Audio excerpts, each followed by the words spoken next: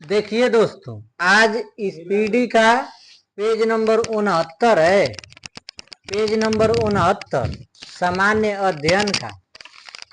तो बताइए, चलिए बताइए, भारत का सबसे लंबा रेलवे पुल। बोगीबील ब्रह्मपुत्र नदी पर है। ब्रह्मपुत्र किस राज्य में है? असम में। बोगीबील असम में है, ब्रह्मपुत्र नदी पर है। टीवी रिमोट कंट्रोल यूनिट में अवरक्त किरण और अवरक्त तरंगों इंफ्रारेड वेव्स का प्रयोग होता है। मेघालय के चेरापूंजी में स्थित विश्व का चौथा सबसे ऊंचा जलप्रपात है। बताइए। डैंथलेन प्रपात। डैंथलेन प्रपात है। विश्व का एकमात्र तैरने वाला राष्ट्रीय उद्यान कैबुल लामजाओ है। ये कहाँ पे है? मणिपुर में। कैबुल लामजाओ, मणिपुर। CRY का अर्थ क्या होता है? CRY का अर्थ होता है child rights and you. CRY का अर्थ होता है child rights and you. Ascorbic acid का रासायनिक नाम? अरे सुनिए, एस्कॉर्बिक एसिड किस विटामिन का रासायनिक नाम है? विटामिन सी का। अब आप लोग बताइए, विटामिन ए का रासायनिक नाम क्या है? रेटिनाल है। ठीक। विटामिन B1 का रासायनिक नाम? थायमीन है। विटामिन B2 का? नहीं। विटामिन B2 का? राइबोफ्लोविन। विटामिन B3 का? नहीं, नियासिन। देखिए, विटामिन B3 का नियासिन है। बता रहे हैं, देखिए 3 लिखिएगा इसे ना। 3 लिखिएगा और B3 है। ठीक, B3 है। 3 लिख रहे हैं और उसमें आ रहा है नियासिन। तो इस सीन को समझिए 3। तो विटामिन B3 का हो गया नियासिन। ठीक। वैसे ही विटामिन B2 का होता है थायमीन। अरे, विटामिन B2 का होता है राइबोफ्लोविन। राइबोफ्लोविन होता है। ठीक। तो ये 2 है और ये भी क्या है? 2 है। तो 2 है, B2 है और ये 2 है, तो राइबोफ्लोविन। ठीक। विटामिन B3 का हो गया। विटामिन B4 नहीं होता है। विटामिन B5 का पेंटोसोनिन। B4 नहीं होता है। विटामिन B5 का पेंटाथनिक एसिड। विटामिन B5 का पेंटाथनिक एसिड। B5 है ना? 5 है ना? और 5 प से 5 भी होता है और प से 5 होता है और B5 का पेंटाथनिक एसिड होता है। ठीक। B6 का क्या होता है? तो विटामिन B6 का पायरोडॉक्सिन होता है। पायरोडॉक्सिन। विटामिन B7 का बायोटीन। विटामिन B8 नहीं होता है। विटामिन B9 का? विटामिन B9 का फोलिक एसिड। देखिए, बता रहे हैं एक चीज कि विटामिन B9 का याद करना है ना। तो एक घर में शादी पड़ा हुआ था, तो नाउन आई थी। बेगम के घर नाउन आई थी। ठीक। और उसके पैर में रंग लगाने की सोची, तो उसके पैर में फोड़ा पड़ा हुआ था। ठीक। नाउन सब नहीं लगाती हैं रंगों। तो फोड़ा पड़ा हुआ था, तो B9 का हो गया फोलिक एसिड। ठीक। विटामिन B12 का साइनोकोबालामीन। ठीक। और विटामिन B12 में ही कोबाल्ट धातु पाई जाती है। अब बताइए विटामिन सी का रासायनिक नाम एस्कॉर्बिक एसिड। विटामिन डी का रासायनिक नाम तो कैल्सीफेरॉल सही है। अब विटामिन ई का रासायनिक नाम इटोकोफेरॉल है। और विटामिन के का रासायनिक नाम फिनोक्विनोन। बहुत बढ़िया। विटामिन का खोज किसने किया था? फंक ने। अगर ऑप्शन में फंक नहीं रहेगा तो हॉपकिंस सही होगा। ठीक। अब बताइए कि किस विटामिन के कारण जनन क्षमता में कमी आ जाती है? विटामिन ई की कमी से। किस विटामिन के कारण रक्त का थक्का जमने में? विटामिन के। गाजर किस विटामिन का प्रमुख स्रोत है? तो विटामिन ए। अब देखिए आगे। हाँ। अब बताइए विश्व पर्यावरण दिवस कब मनाया? 5 जून। 5 जून को मनाया जाता है। विश्व पर्यावरण दिवस 5 जून को मनाया जाता है। लेकिन साइकिल दिवस कब मनाया जाता है? 3 जून। साइकिल दिवस। हाँ, साइकिल दिवस 3 जून को मनाया जाता है। ठीक। देखिए साइकिल में क्या होता है? तीर होता है। तो तीर से 3 समझिए। साइकिल से निकलते हैं कब? जब कोई जून बेला देख के ही तो निकलते हैं ना। ठीक है। अब बताइए कि लुई ब्रेल दिवस कब मनाया जाता है? 4 जनवरी को मनाया जाता है। ठीक। प्रवासी भारतीय दिवस कब? 9 जनवरी को। राष्ट्रीय युवा दिवस 12 जनवरी। थल सेना दिवस 15 जनवरी। थल सेना बताए थे ना आप लोग? ट्रिक याद करने का। जैसे सेना उना होता है उसका उम्र आधा होता है तो 30 का आधा 15 जनवरी। 23 जनवरी को क्या मनाया जाता है? पराक्रम दिवस। 23 जनवरी 1897 को सुभाष चंद्र बोस जी का जन्म उड़ीसा के कटक में हुआ था। 97 1897। 23 जनवरी 1897 को उड़ीसा में जन्म हुआ था कटक में। ठीक। इसीलिए सुभाष चंद्र बोस की याद में हम लोग 23 जनवरी को पराक्रम दिवस के रूप में मनाते हैं। 25 जनवरी को क्या मनाया जाता है? 25 जनवरी को मतदाता दिवस मनाया जाता है। देखिए मतदाता क्या होता है? मतदाता पर्ची डालता है ना। मतदाता पर्ची डालता है। तो पर्ची से 25 समझिए। ठीक। मतदाता लोग कोई जन ही तो होते हैं। तो जन से जनवरी। ठीक। अब बताइए। ठीक है। अब बताइए कि 30 जनवरी को क्या मनाया जाता है? शहीद दिवस मनाया जाता है। 30 जनवरी सन 1948 को गांधी जी को नाथूराम गोडसे ने बेलगट्टा नामक पिस्तौल से मारा था। हाँ। 30 जनवरी सन 1948 को महात्मा गांधी को किसने मारा था? नाथूराम गोडसे ने बेलगट्टा पिस्टल से मारा था। ठीक। इसीलिए महात्मा गांधी की शहादत के रूप में हम लोग शहीद दिवस के रूप में मनाते हैं प्रतिवर्ष 30 जनवरी को। ठीक। लेकिन एक और शहीद दिवस मनाया जाता है 23 मार्च को। वो भगत सुखदेव और राजगुरु की याद में। भगत सुखदेव और राजगुरु को फांसी की सजा कब हुई थी? 23 मार्च 1931 को। और 1931 में ही गांधी इरविन समझौता हुआ था। और 1931 में ही सुनिए।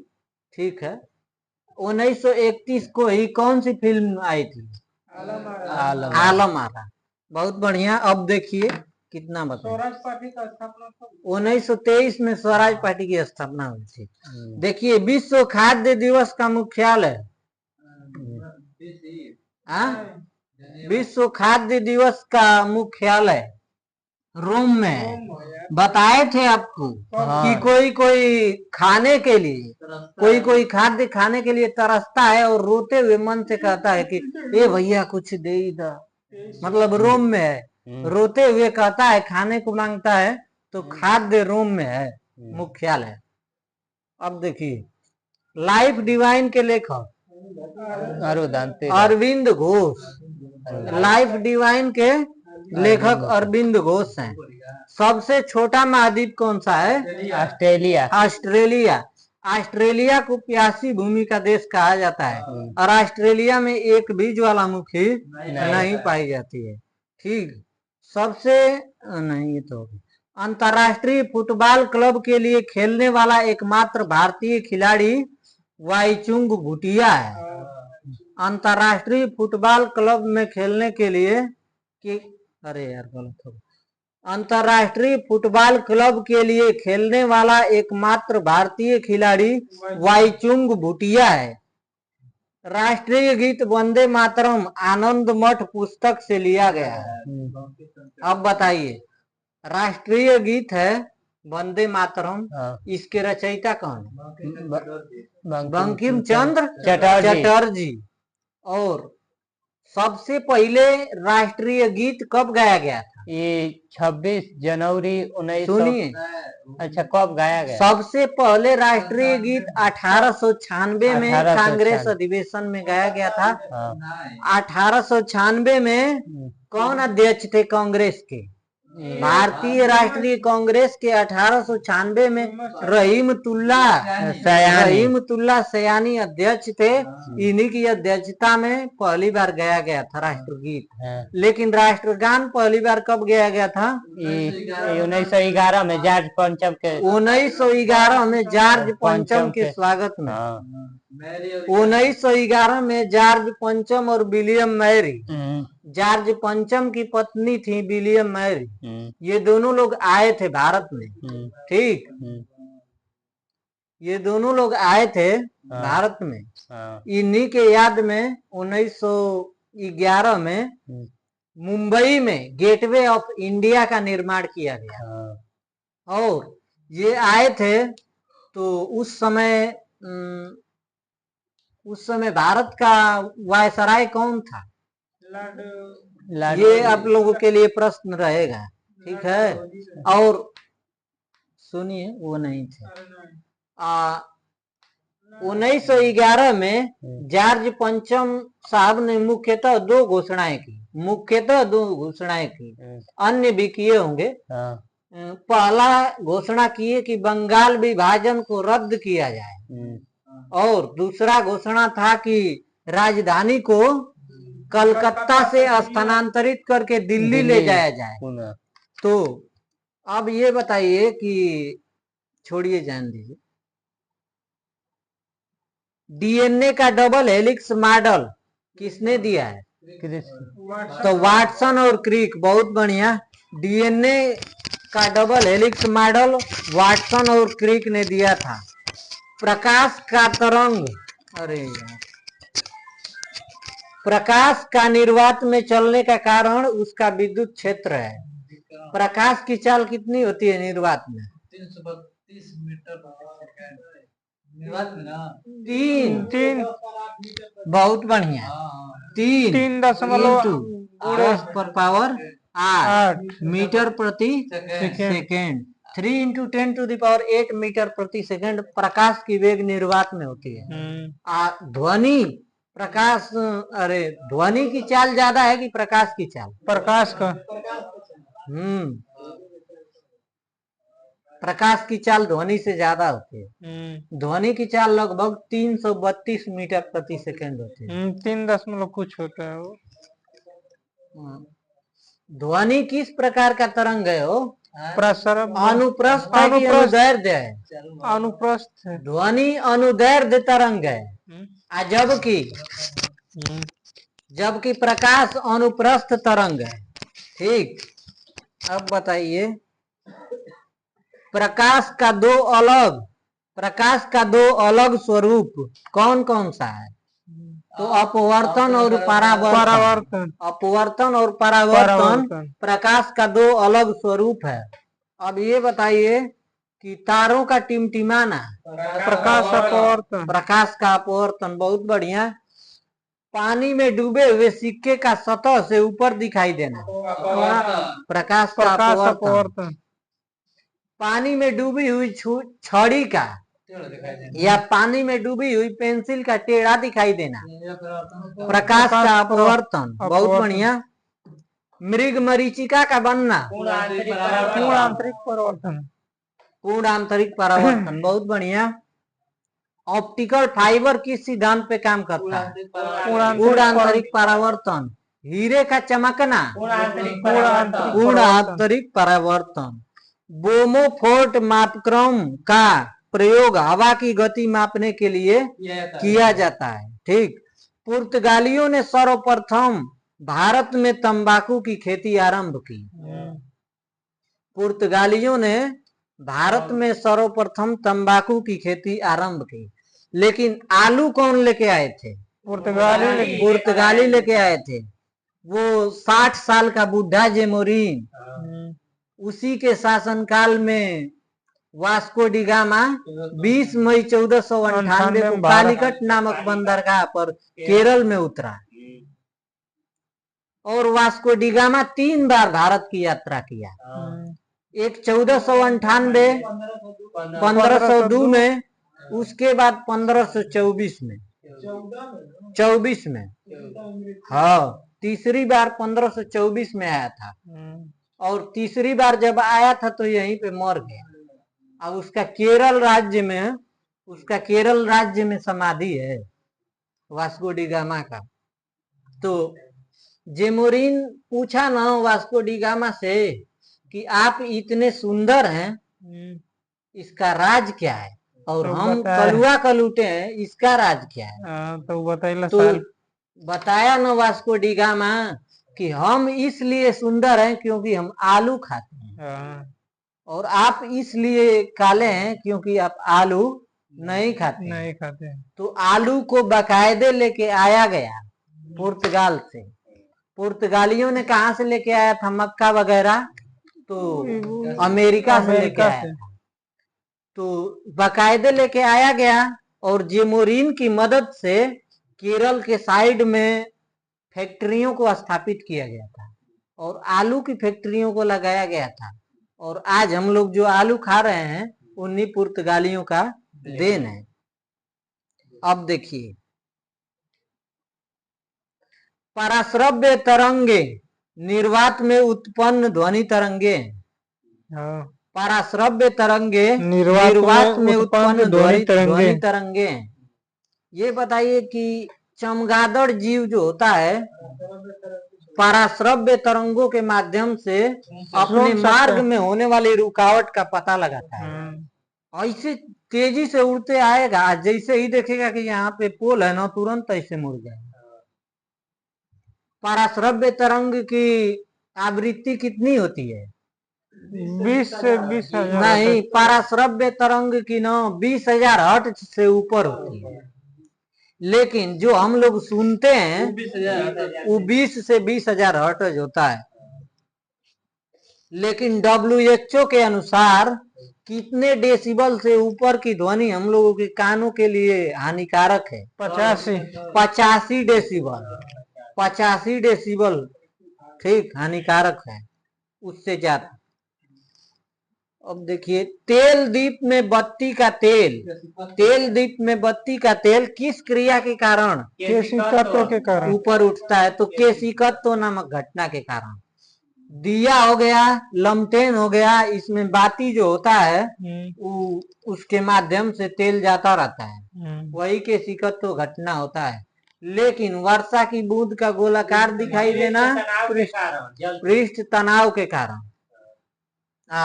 वर्षा के बुलबुले का दिखाई देना और उसमें कौन सा लेंस होता है? अवतल लेंस। बहुत बढ़िया भाई। अब बताइए, अदीना मस्जिद मालदा में स्थित है। मालदा कहाँ पड़ता है? मुंबई। तो मालदा पश्चिम बंगाल में पड़ता है। अदीना मस्जिद मालदा पश्चिम बंगाल में स्थित है। टिबिया अस्थि कहाँ पाई जाती है? टांग में। टिबिया, ट से टिबिया, ट से टंगरी मतलब टांग, पैर। ठीक। अब बताइए कि हम लोगों के शरीर की सबसे बड़ी हड्डी फीमर, जांग की फीमर, हड्डी। हम लोगों के शरीर, हाँ जांग में पाई जाती है। हम लोगों के शरीर का सबसे छोटी हड्डी स्टेपिस कान की हड्डी। हम लोगों के शरीर का सबसे मजबूत हड्डी जबड़े जबड़े की हड्डी, और जबड़े में भी एक इनेमल होता है। इनेमल। ठीक। क्वार्टज का रासायनिक नाम, क्वार्टज का रासायनिक नाम silicon dioxide. Silicon silicon dioxide. Silicon का परमाणु क्रमांक कितना है? तो सीता जी को कितने वर्ष का वनवास हुआ था? 14। सिलिकॉन कितने पर है? 14 पर है। हाँ चलिए कोई बात नहीं। एल्कोहल में कार्बन, हाइड्रोजन, ऑक्सीजन निहित होता है। चोल राजा राजराज प्रथम ने श्रीलंका पर कब्जा किया था। चोल राजा राजराज प्रथम ने श्रीलंका पर कब्जा किया था। 2 बार राज आ गया ना, और एक तो प्रथम है, तो श्रीलंका भी तो प्रथम देश एक ही है। तो राज 2 बार राज आ गया तो 2 देश पर राज करेगा, एक भारत और एक श्रीलंका। अब देखिए, अंतरराष्ट्रीय व्यापार में डंपिंग का अर्थ वास्तविक उत्पादन लागत से कम दाम पर माल का निर्यात है। 1829 में सती प्रथा का उन्मूलन राजा राम मोहन राय ने। राजा राम मोहन राय की सहायता से भारत का गवर्नर जनरल किसने किया था? Lord William Bentinck. अब देखिए, राजा राम मोहन राय ने क्यों ठान लिया था कि हम सती प्रथा का अंत करके रहेंगे? क्योंकि देखिए हम बता रहे हैं इसके पीछे का इतिहास। बहुत प्रिय भाभी थी। राजा राम मोहन राय के एक भैया थे और राजा राम मोहन राय की एक भाभी थी। तो राजा राम मोहन राय की भाभी से राजा राम मोहन राय का बहुत लगाव था। जिस प्रकार से एक माँ बच्चे को अपने पालती है और ख्याल रखती है, उसी प्रकार से राजा राम मोहन राय की भाभी भी राजा राम मोहन राय को मतलब इस तरह से पाला था, इस तरह से देखभाल किया था, इस तरह से बड़े किया था कि उनको याद रखा जाता है। तो काहे हंस रहे हैं? हंसाइए मत हमको। अब सुनिए, हंसा दिए, अब हमारा कंसंट्रेशन भंग हो गया। देखिए, राजा राम मोहन राय, काहे हंसा रहे हो? चले जाइए उधर, हम बता रहे हैं। राजा राम मोहन राय की भाभी का लगाव बहुत था राजा राम मोहन राय के साथ।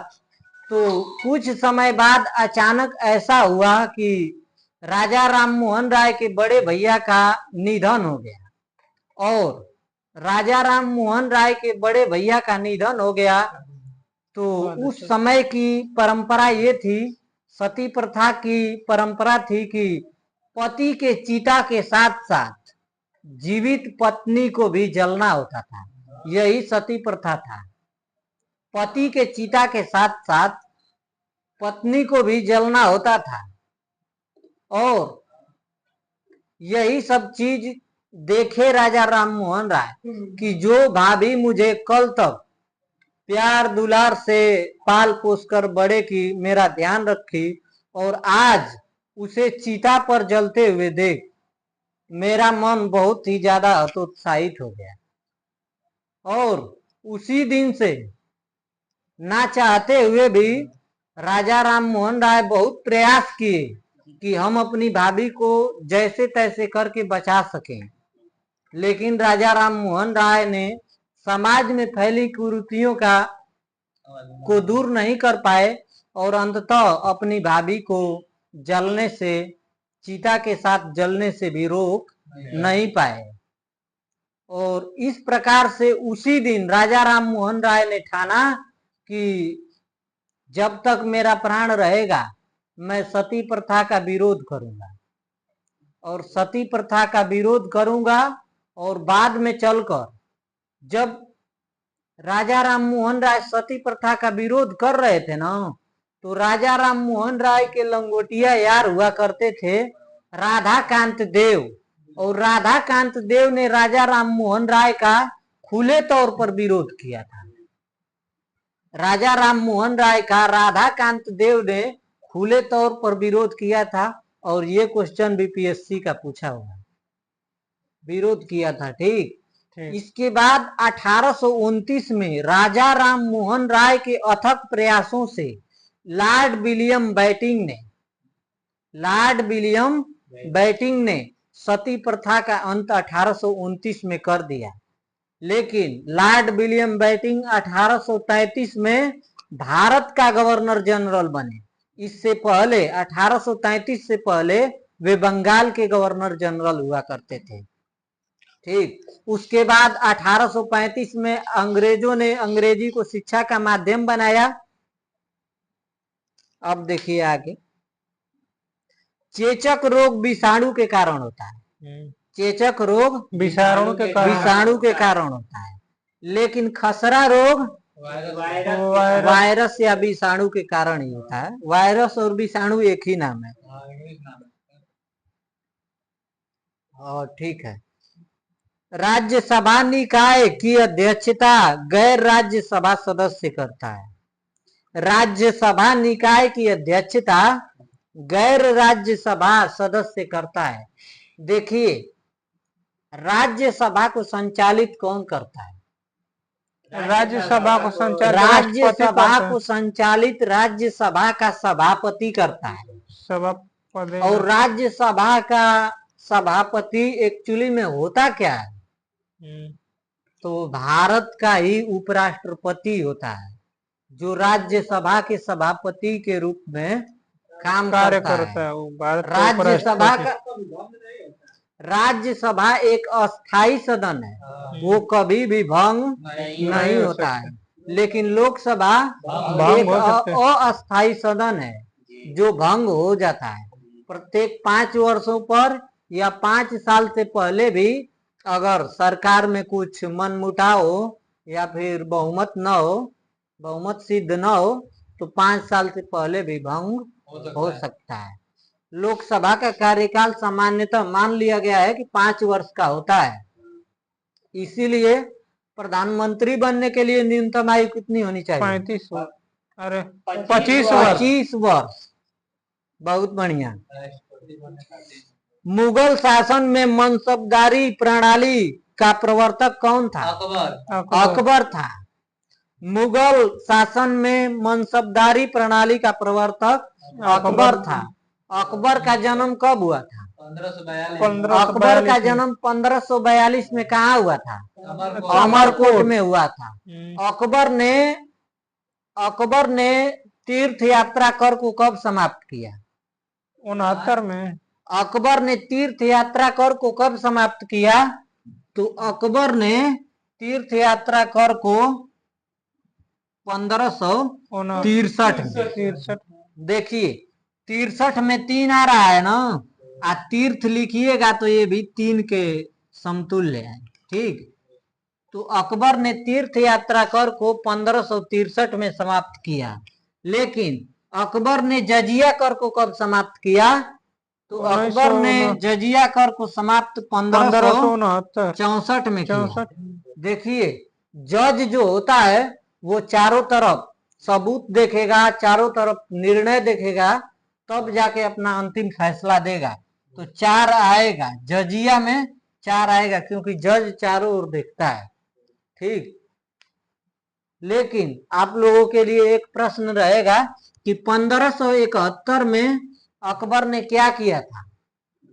कल बताए थे हम। गुजरात अभियान के बाद क्या किया था अकबर ने? फतेहपुर सिकड़ी का निर्माण करवाया था। हाँ, फतेहपुर सिकड़ी का निर्माण, फतेहपुर सीकरी में क्या बनवाया था? बुलंद दरवाजा का बुलंद निर्माण करवाया। दरवाजा। विश्व का सबसे ऊंचा दरवाजा कौन है? बुलंद दरवाजा। बुलंद दरवाजा। बहुत बढ़िया। फतेहपुर सीकरी में अब देखिए आगे, निम्न ब्याज दर वाला ऋण सुलभ ऋण कहलाता है। ठीक। कुतुब मीनार की ऊंचाई कितनी है? 240 मीटर। 240 फुट है। कुतुब मीनार की ऊंचाई 240 फुट है। कुतुब मीनार है कहाँ? दिल्ली में। दिल्ली में है। एक गाना है कि दिल्ली का कुतुब मीनार देखो, बम्बई की ऊंची पहाड़ देखो, देखो देखो देखो। ये आगरे का है ताजमहल, घर बैठे सारा संसार देखो। तो आगरा शहर को किसने बसाया था? सिकंदर लोदी। सिकंदर लोदी ने बसाया था। और ये बताइए कि कुतुब मीनार का निर्माण कौन करवाया था? कुतुबुद्दीन का निर्माण शुरू कौन करवाया था? तो कुतुबुद्दीन ऐबक। लेकिन कुतुब मीनार को पूर्ण निर्माण किसने करवाया था? तो इल्तुतमिश ने। बहुत बढ़िया। होमरूल लीग की स्थापना किसने की? एनी बेसेंट और चित्र बाल गंगाधर तिलक। बाल गंगाधर तिलक। और एनी बेसेंट इसमें बहुत ज्यादा मदद की थी। ठीक। होम रूल लीग आंदोलन कब हुआ था? 1916 में। 1916 में। ठीक। महात्मा गांधी 1919 में किस एक्ट के विरोध में धरना पर बैठे थे? Rowlatt act. Rowlatt act. Rowlatt act का विरोध किया जा रहा था। तो रौलेट एक्ट कानून के विरोध करने के लिए जलियांवाला बाग में किस तारीख को और किस दिन को, मतलब 13 अप्रैल 1919 को जलियांवाला बाग में एक मीटिंग हुई। ठीक। और जलियांवाला बाग में जब मीटिंग हुई, आखिर इसका कारण क्या था? तो सैफुद्दीन किचलू और एक व्यक्ति थे जिन्हें अली बंधु के नाम से जाना जाता था। दोनों लोगों को, सैफुद्दीन किचलू और एक और व्यक्ति थे, याद नहीं आ रहा है, दोनों लोगों की गिरफ्तारी हो गई थी। तो जलियांवाला बाग में रोलेक्ट एक्ट के विरोध में 13 अप्रैल 1919 को बैठक हुई। ठीक। जिसमें किस घुसपैठी भारतीय ने अंग्रेजों को सूचना दिया था कि जलियांवाला बाग में जाके लोग बैठे हैं? तो हंसराज नामक गद्दार ने दिया था। हंसराज नामक व्यक्ति ने दिया था सूचना। और जनरल ओ डायर आया और जनरल ओ डायर ने को आर्डर दिया। ओ से आर्डर, ओ से ओ डायर।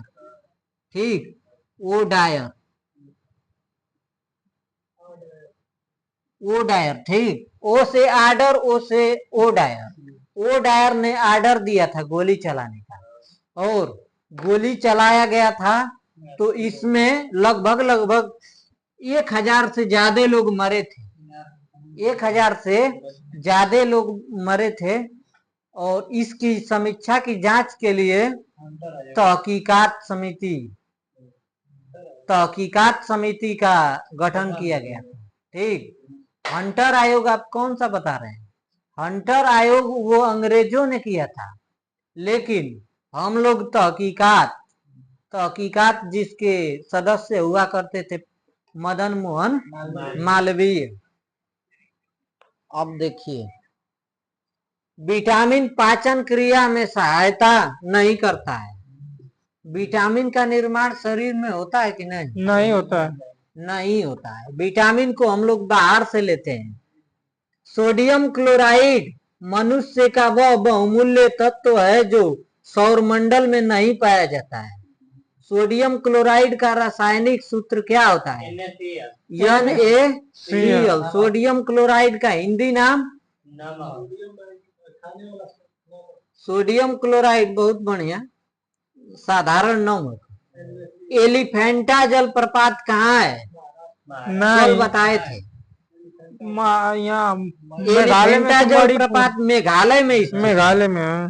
ठीक, एलिफेंटा जलप्रपात मेघालय में स्थित है। लेकिन एलिफेंट एक्ट कब आया है? नहीं, 1992 में। 1992, बहुत बढ़िया। एलिफेंट एक्ट 1992 में आया था, लेकिन हाथी को राष्ट्रीय विरासत पशु को घोषित किया गया था 2010 में। हम लोगों के हाथों में कितनी अंगुलियां होती हैं? 10। इसीलिए हाथी को 2010 में। ठीक। बैडमिंटन के कार्क का वजन 4.74 से 5.51 ग्राम होता है। नागालैंड कब राज्य बना? 1963 में। बहुत बढ़िया, 1963 में राज्य बना। भारत में विद्युत रेल का संचालन कब प्रारंभ हुआ? 1925 में। लेकिन ये तो भारत में प्रथम विद्युत रेल 1925 में चलाई जा रही है, पूरा विश्व में लेकिन अगर पूछ दिया 1825 जाए कि भारत में सबसे पहले रेल कब चलाई गई थी?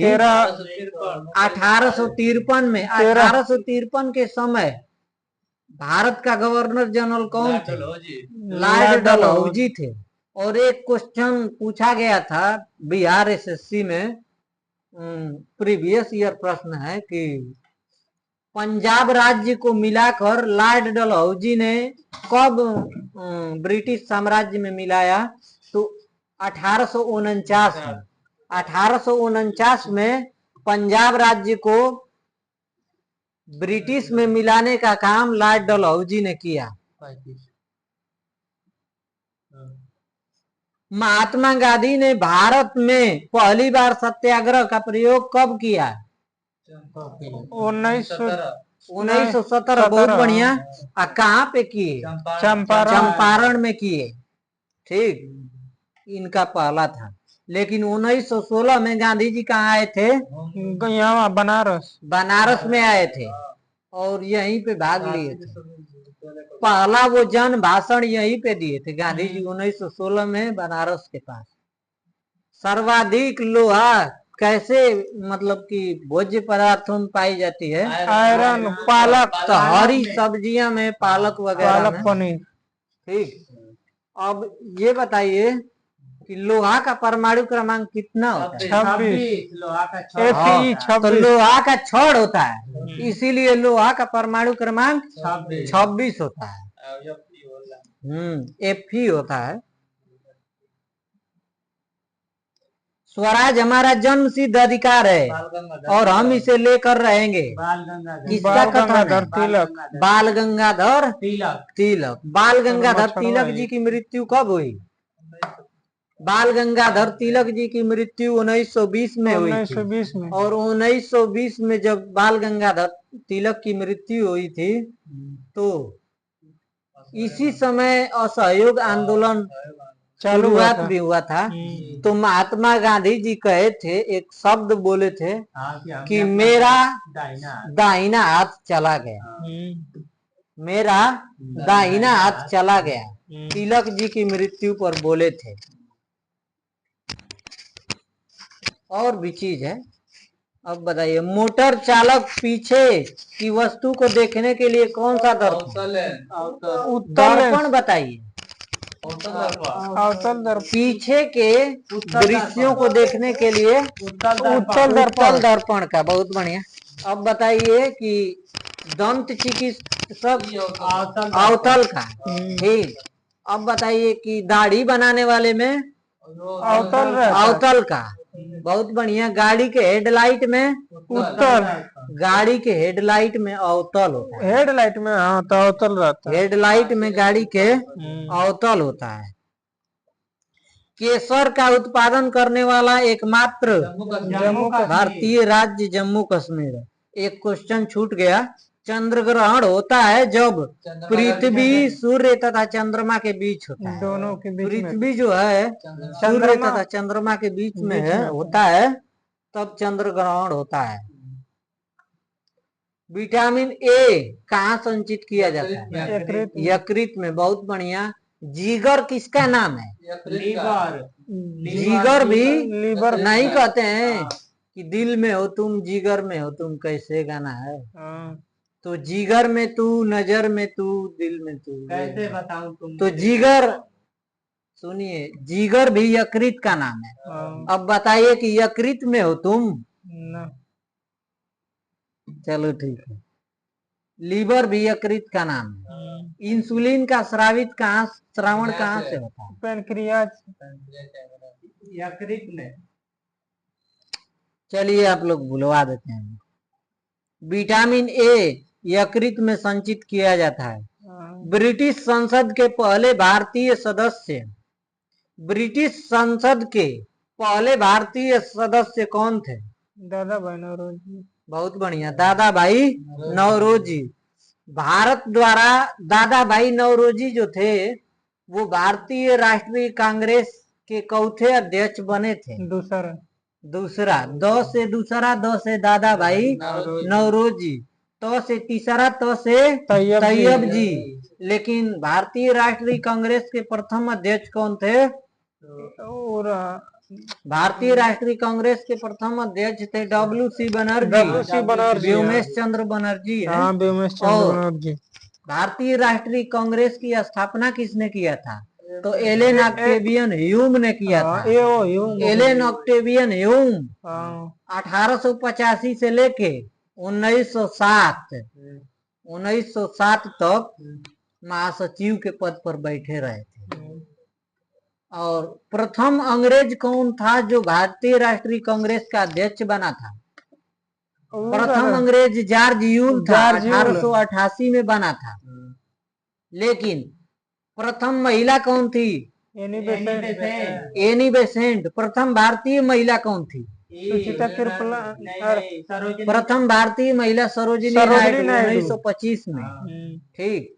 लेकिन पूछा जाता है कि स्वतंत्रता के समय या स्वतंत्रता के बाद भारतीय राष्ट्रीय कांग्रेस के अध्यक्ष कौन थे? तो जेबी कृपलानी थे। और भी पूछा जाता है कि भारतीय राष्ट्रीय कांग्रेस का सबसे लंबे समय तक अध्यक्ष बनने वाले व्यक्ति कौन थे? पंडित जी। तो अबुल कलाम आजाद। भारत के पहले शिक्षा मंत्री कौन थे? मौलाना अबुल कलाम आजाद। रक्षा मंत्री कौन थे पहले? बलदेव सिंह। बल रहेगा तभी तो रक्षा कर पाइएगा। भारत द्वारा पहला भूमिगत नाभिकीय परीक्षण कब कराया गया? 74 में। हाँ, बहुत बढ़िया। भारत द्वारा पहला भूमिगत नाभिकीय परीक्षण 1974 में किया गया था। ठीक, पोखरण राजस्थान में। 1974 में प्रधानमंत्री कौन थी? श्रीमती इंदिरा गांधी। ठीक। और ये बताइए कि दूसरी बार भारत ने परमाणु परीक्षण कब किया? 1998 में। देखिए ये 2000 है और ये 1998। देखिए इसमें अंतर कितने का है? ये पूरा होते होते 2 कम है, इसलिए दूसरा परमाणु परीक्षण 1998 में है। कभी कभी कंफ्यूज हो जाते हैं, इसीलिए याद कर लेते हैं इसे। भारत लेकिन दूसरा परमाणु परीक्षण के समय प्रधानमंत्री कौन थे? अटल बिहारी वाजपेयी जी।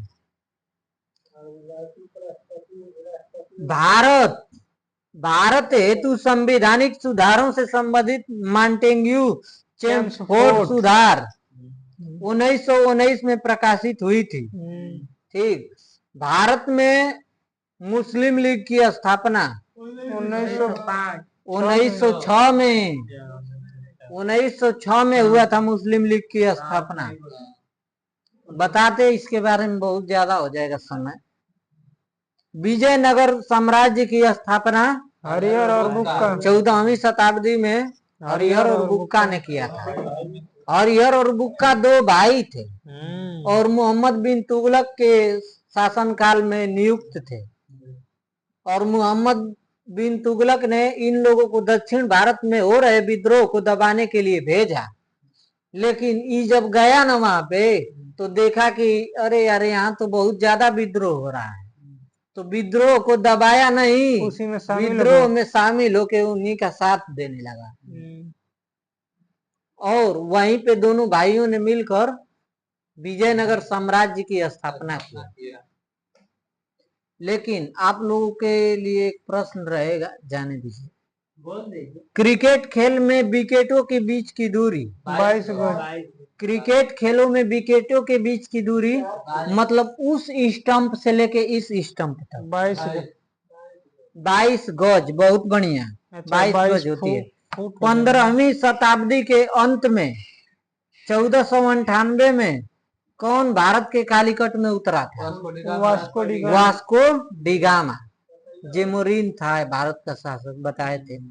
क्रिकेट सबसे पहले कहाँ खेला गया? इंग्लैंड में। इंग्लैंड में। क्रिकेट का जन्मदाता देश इंग्लैंड। तीसरे अंपायर का शिकार होने वाला प्रथम भारतीय, ना प्रथम व्यक्ति या खिलाड़ी तो सचिन तेंदुलकर। ठीक।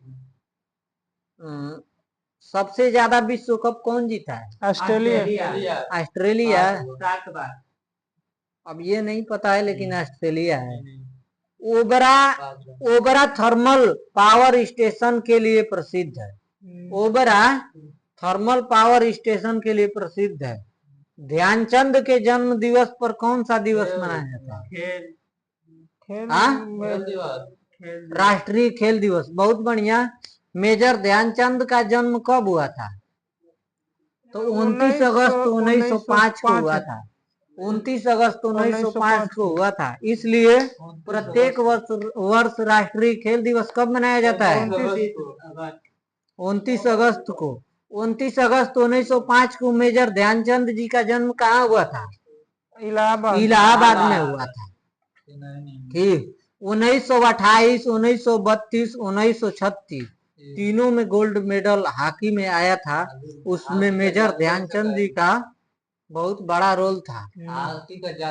हॉकी का जादूगर कहा जाता है। इनकी आत्मकथा गोल है। ठीक। और जर्मनी का शासक हुआ करता था हिटलर इन्हें एक बहुत बड़ा दीवान का पद देना चाहता था कि मेरे खिलाड़ियों के या फिर मेरे देश के तरफ से खेलिए, जर्मनी के तरफ से खेलिए, आपको बहुत बड़ा शासक बना दिया जाएगा। लेकिन मेजर ध्यानचंद के अंदर देश के प्रति निष्ठा था और उन्होंने देश के लिए खेला और जीते भी, और हिटलर उन्हें खरीद नहीं पाया। लेकिन बहुत से लोग होते हैं जो बिक जाते हैं भावनाओं में आकर पैसों के लिए। CRISIL एक क्रेडिट रेटिंग एजेंसी है। कुचिपुड़ी कहाँ का शास्त्रीय नृत्य है? आंध्र प्रदेश। मोहिनीअट्टम केरल। कथकली केरल। भरतनाट्यम तमिलनाडु। भांगड़ा शास्त्रीय नृत्य नहीं है, लेकिन भांगड़ा कहाँ का है? पंजाब का। सत्रिया कहाँ का है? गिद्धा कहाँ का है? गिद्धा पंजाब का है। देखो क्यों जीव होला ना, क्यों जीव होता है इसे, तो उसको गीधेंगे इस पंजे से ना। नहीं घर पे बोलते हैं कि अरे का गिद्ध ताड़े रे, तो गिद्धा पंजा से गीधते हैं, तो गिद्धा पंजाब में है। संसार का सबसे बड़ी मानव निर्मित झील मिड झील बोल्डर बांध USA में है। विश्व करल। लड़ाकू विमान मिराज को फ्रांस देश बनाता है। अल्फ्रेड नोबेल कहाँ के थे? अल्फ्रेड नोबेल कहाँ के थे? ब्रिटेन का। अल्फ्रेड नोबेल स्वीडन के थे। और देखिए दोस्तों, कल का टॉपिक रहेगा पेज नंबर 70। आज का टॉपिक था पेज नंबर 69 स्पीडी का सामान्य अध्ययन। कल रहेगा 70।